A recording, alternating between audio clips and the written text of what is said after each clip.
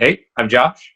I'm Jordan, and Welcome to Anime Conversations, Episode 3, Tower of God. Tower of God. Okay. Really loving the show. This episode is just like another quick little reminder, like this is going to be something that keeps on feeding me. I'm open for a few years. So this one kind of confused me a little bit at the beginning with Kun, and like they didn't really break it down the way that other anime like break down people's backgrounds, which makes me think that like there's even more to this. So basically, like they're at the third test, which is like a door thing, but Kun is like having like an existential crisis because he doesn't trust people, but like the background that they give us is that so he was friends with a girl named Maria, and his sister was supposed to be chosen. Yeah, so apparently the princesses of the king aren't through like concubines and mistresses. They're like chosen. Or that's one way that they're princess. That's what I'm getting from it. And I'm not quite sure. Apparently, is it like a competition to become a princess? Or is it like social heirs or something? So what I'm getting from it is that Kun was friends with this girl named Maria, but his family also had a girl in the running to become a princess. And because Maria, his friend, got chosen, his family got exiled. That's what I'm understanding. More or less. Yeah. Like I remember because I rewatched the audio on it a little earlier just to catch up on it because I was a little confused on that part too. I had to do a rewatch. And specifically what they say is that he was betrayed, so that's why he doesn't trust. And when they explain it, he's in that like the time thing. They just have to pick a door, and it goes through his mind, and he just remembers like the whole thing about how his sister was supposed to be chosen because she was, I guess, a princess, whatever that means. And instead, since he helped his friend Maria get chosen for however he did that, the second that she got chosen, his family was exiled, and they abandoned him for it. And they haven't explained like there's going to be a lot more because we don't know. What's up with Maria? And also, he's a regular, so that means he definitely like survived and like he was chosen. The tower. He was chosen. So like, and there's that whole thing in the water wall in episode 2 where his bag gets stuck at one point. So I know there's something in there. Yeah, you're right about that. Yeah, we didn't talk about that in the last one, but I remember that. I'm like, that's gonna be like that comment. I'm like, okay, that's gonna come up because is it an infinite storage bag? What is he carrying? Like what? Who could someone be inside of it? And also the fact that the instructors, because last episode Leroro was like, beware of Kun, and Bomb was like, what did you say? Huh? And I was like, I heard what he said. He said, watch out for Kun. Watch out for that one. He's So I'm like, what? And so this episode, the instructor is just like, oh, look, it's Kun. And then when Kun sees him, he's like, oh, you gotta be fucking kidding me. It's you. So it's like there's a whole like political social well, he's even the one who he tells that other guy to give them the hint about 5 minutes because he wanted to see if it helped him or hurt him. Yeah. And it hurt him. It hurt Kun so much. And then it reinforced the thing where it's just like you need others. You need other people. Your ideology will not get you through life, let alone this fucking tower. Which is a nice like lesson. And I was like, wow, we're on episode 3, and that was a pretty good lesson right there. Like it really exposes his flaw and his needs pretty quickly. And that moment where Rock like kicks the door down, I was like, why'd you pick that door? And they just do that harsh drawing of his face and say instinct. And then Kun's like, what? I cracked up at that one actually. I really enjoyed that. And then the instructor even said the world won't wait for you to be certain. And I was like, whoa, that's kind of, whoa, shit. You're going deep quick. I was like, I feel away. That hurt me. Oh, God, no. You made it won't wait for me. And so, and then they move on. And then I feel like this was a pretty good episode, like, compared to the last two, which I really enjoyed. But then they move further on into the next waiting room, and then Rachel appears. But, like... Oh, yeah. But she got behind them somehow. That's the thing. I was like, so if she was chosen to go into the tower, how did he get to the... I guess he probably left at like the same time as she did from the way they showed in the first episode. So he just might have passed his first test faster. and then on a separate area for a second test. Oh, you're right, because they do have first tests. Yeah. So it depends on when they pass their first test when they'll end up in and that it seems like second thing. Somehow they have enough entries that they're doing like, and at this same time, they've already done a test 2 where what, they bring it down from 400 to 200. And then theirs, it went down to 3 because they killed everybody else in 30 minutes. Yeah, and it was just those 3, and so then they had to like scramble at the last, which I'm also liking how we're getting a look into the test proctors, like they're working. They like have a world that they're in too. Yeah, but there's nothing hollow. There's nothing hollow, and I also am like excited for the future because I'm just like, if we're getting glimpses of all this shit, they're probably gonna end up having to fight one of these motherfuckers, and all the test motherfuckers are monsters. So it's kind of just like, they might have to get to a point, which I mean, that might be a test in the future where they're like, you have to pick a proctor at random to beat.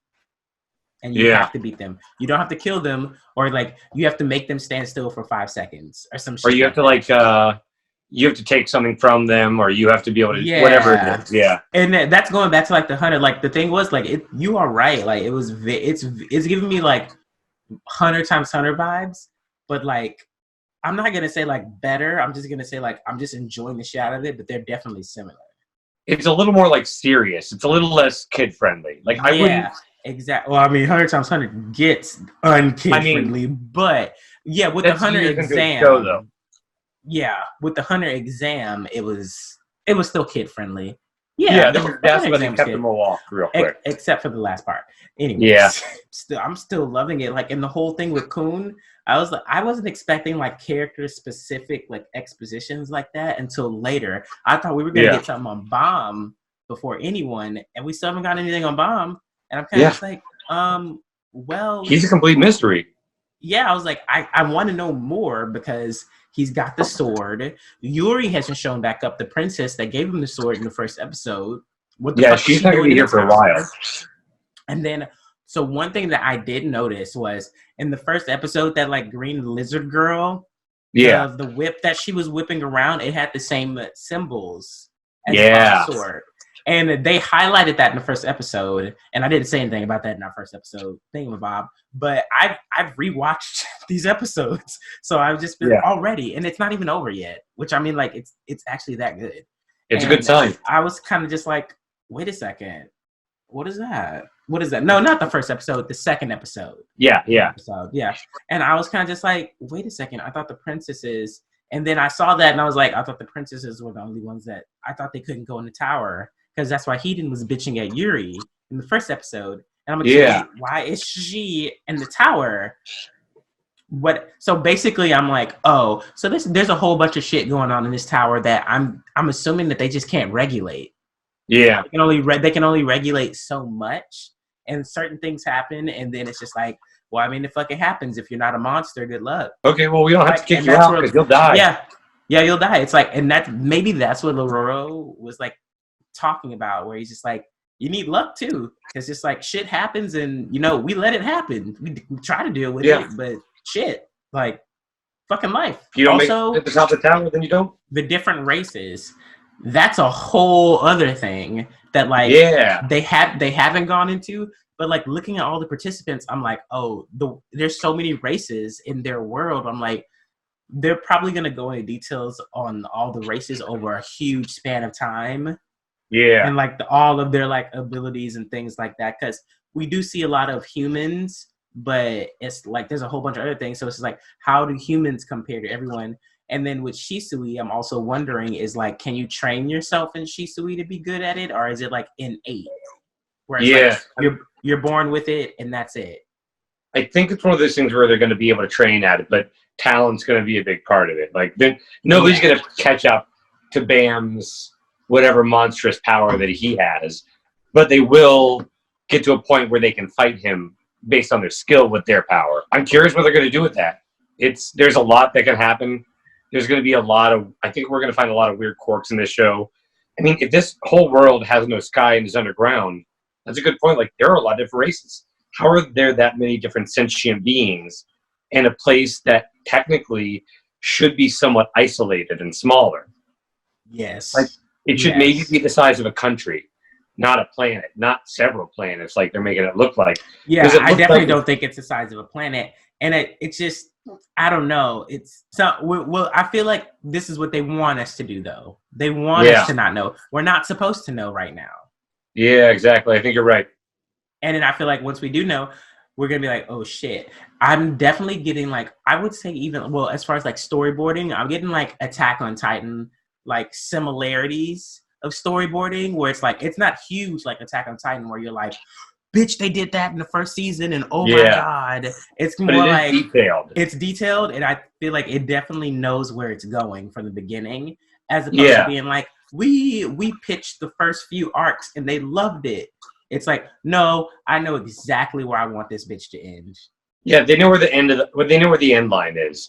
It feels like they know the whole path already. Like not only the path, but how the path was built, who else is on the path, what roads go with it, where the river, like they seem to have like the whole world built for this. And that's what really like caught me first, is it feels like this is an introduction to a big place and a big theme, not just like one story and don't worry about the details. Just don't worry about the details. You know what I mean? Exactly. I agree. We haven't even gotten to the fourth test. So the crown. Like King of the Hill style thing with the crown. The bonus test, because they killed everybody, they had to make that big test. And I gotta love that. Like the little girl, is it Anat? Anat. They say Zahad. It sounds like they're saying a Z. It sounds like a Z, so we're gonna pronounce it as a Z tonight. I'm not saying Jahad. That just feels like maybe I don't want to be that wrong. Yeah, exactly. So yeah, we're gonna say Zahad. So her fight with Hots in the second episode, I was like, holy shit. And I'm thinking that those people are monsters, and it's like it puts it in the context like that. What happened with Bomb in that first episode with that Shisui? The fact that everyone else got pushed back except for Bomb, and I thought those motherfuckers were monsters based off of the first half of the second episode. So I'm just like, he must be capable. Which I mean, it's shonen, so duh. But it seems like with this one, it's not like isekai vibes where it's just like I came here and I'm so powerful already. Look at me. Yes, I can do anything. It's more so like, no, this motherfucker is literally like one of the most naive and innocent people in this world or whatever the fuck it is. And he doesn't probably even care about his power level right now. He's just more so focused on finding the one thing that like gave him meaning. Yeah, exactly. He never thought about being powerful or anything else. He just keeps thinking about Rachel, and he's slowly figuring out what he has to do to actually get there. Like when he was willing to hold the sword to kill, he didn't have to, and he didn't try to, but like he's getting that place like, whatever I have to do to get back to Rachel, that's what I'll learn how to do. Yeah, no, I loved her whole thing. Like her sword is cool. I am going to love getting to see fights with that thing. It's clearly going to be a blast to watch. When she basically was playing around with the other people. Yeah. When she just sits on the, takes a crown and puts it on her head, and what's his name? Shiba? Yeah. And he just has a little freak like, no, I'm the weakest one. Which you would think that they would do that, but then also it's not. They can also fight from the chair. So I was like, and she's harder to remove from the chair. Yeah. Yeah. So I was like, I can see that, especially if someone like snuck behind like Hots and Anat. I'd be like, okay, yeah, he'd be. Well, we haven't seen his fighting. We know he's full of shit and he likes to talk a lot of game, but like you never know. Like sometimes those characters surprise you. Yeah, so, fair enough. Or maybe he's stronger, or maybe he's one of the people who has like the biggest luck out of everyone, and that's how he's getting through the shit. I mean, he did get teamed up with those two. He got teamed up with two monsters right away. Immediately. So, and we don't even know who Hots is. No, he is the one actually in the second episode. He's the one who figures out the test. He's the only one who actually like straight up figures it out. He's like, well, he said we have 10 minutes, but that 10-minute countdown is counting at twice the speed. We just need to pick the door. He literally figured it out. Nobody else did that. And I also love how the test taker was like, good for you, I'm going to drink some more tea. Yeah. I love how his other teammates were like, God, this is embarrassing.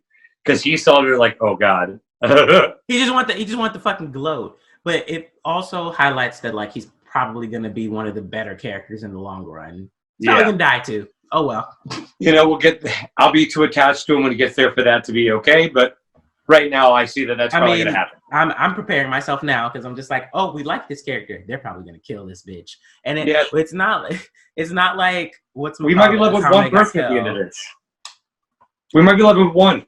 And that's the thing, though. I think they like no one's really said like only one person is able to make it because they have all the test proctors, but it's just like I think like with Lororo was just like with the luck, is it the final test proctors who decide? Like, I only want one person to make it this time. All right. Okay. Like, comment, and subscribe. Thanks. Bye. Bye.